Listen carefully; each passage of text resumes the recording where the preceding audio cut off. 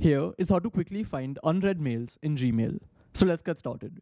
First, open your browser and just search for gmail.com. Then once you're in Gmail, all you have to do is click on the search bar, this is on top, and then search for is:(unread).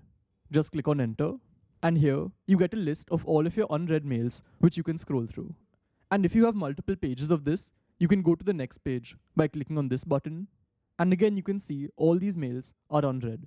So after you have all the unread mails, you have some options like filtering them based on certain conditions. So the first option, that's from, over here you can filter down to all unread mails from a certain sender. After that, they have a date filter. So over here you can select anytime or older than a week, a month, etc. Then if you only want mails that has attachments, then you can select this. So like this, you have multiple options. So this is how it works, and if you want to know how to clean up your Gmail inbox, check out this video. Goodbye.